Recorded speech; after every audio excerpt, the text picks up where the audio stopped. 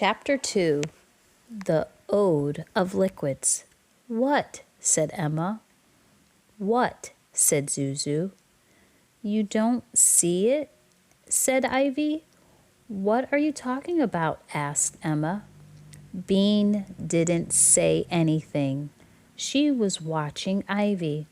What was going on? "I see a bathroom." "I don't see an emergency situation," said Zuzu. She patted the little pink bow in her hair. Ivy stopped pointing and sighed. "Oh well, you probably wouldn't believe me anyway." "I believe you," said Bean. "Anyway, you have to tell me because of the oath." 2 Saturdays before, Ivy had told Bean about blood oaths. If you write down a promise and sign it with your own blood, then you have to keep the promise always. If you didn't, the blood inside your body would curdle. Bean didn't know what curdling was, so Ivy explained that it was like cottage cheese. How disgusting was that?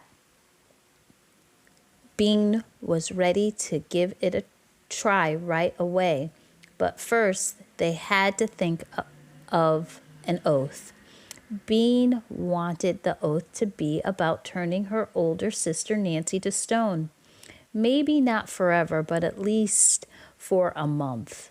Ivy said no. It had to be something they could do for sure. In the end, they promised to tell each other all their secrets for the rest of their lives. Ivy wrote the words down with a silver marker. It looked very fancy. The problem was that the oath had to be signed at midnight. They tried for 3 days. Ivy tried staying up awake until midnight. Bean tried waking herself up at midnight.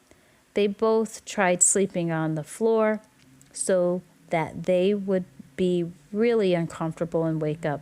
Nothing worked. Ivy said it would be almost the same if they did it at the stroke of noon.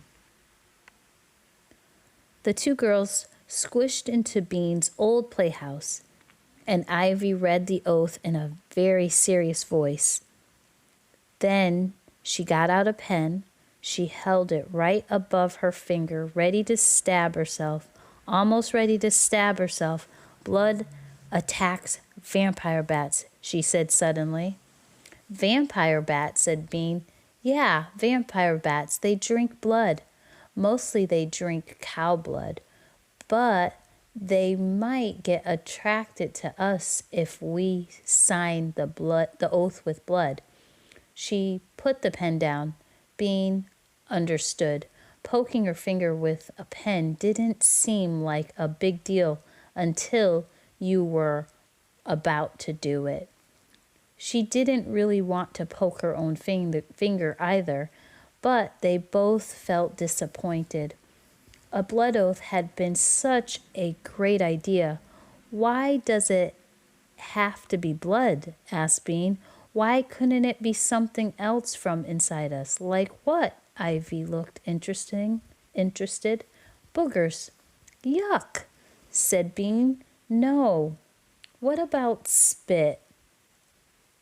Ivy said, "Spit would be all right, I guess. I don't want my spit to curdle either."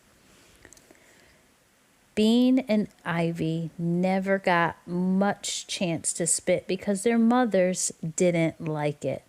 So they each made a big one and goosed it around the letters, and they had more spit than they knew what to do with. The paper tore in one place, and you couldn't really see their names when it dried. "That just makes it more mysterious," Bean said. "It's an oath of liquids," said Ivy, "a powerful oath." So now Ivy had to tell her secret to Bean. "Excuse me," said Ivy politely to Emma and Zuzu. She pulled Bean a few steps away. "This morning," whispered Ivy, "when I went to the bathroom, I got a funny feeling like I was walking through a cold mist. And even though it was warm, I began to shiver. My teeth were chattering like this." Ivy smacked her teeth together, and then I heard the strange whining noise like this. Ivy squealed with her mouth closed. Bean didn't know what she was talking about. Was it someone locked in a stall? She guessed. No. "Don't you get it?" Ivy's eyes glowed. "Guess what?" "It's a ghost. The bathroom is haunted," Ivy shouted. Bean spun around to look at the school. The long open breezeway was dotted with blue doors. The first and the second grade girls' bathroom was in the middle of the breezeway. Bean could see a girl coming out of the bathroom door right now. "Look!" Ivy grabbed her arm, seeing the cloudy stuff right next to the girl's head. "See?" Bean squinted.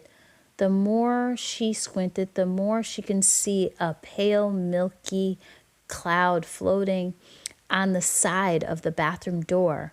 The girl stepped out into the breezeway, rubbed her arms. "See?" Ivy squeaked. "See? She's cold because she just walked through a ghost." And then Bean could see it clearly. The pale spot grew thicker until it was a patch of fog about the size of a person. You couldn't see through it to the inside of the bathroom. "I can see it," whispered Bean. "Does it have yellowish eyes like little flashlights?" "Yes," Ivy whispered, squeezing Bean's arm. "Yes, it does." They looked at each other and smiled. This was even better than a blood oath. "How totally cool," shouted Bean. "A haunted bathroom in her own school?" "What's cool?" yelled Emma and Zuzu together. "Tell us." But at that minute the bell rang. Lunch was over. "We'll tell," said Ivy, "right here after school." "You're going to love it," said Bean.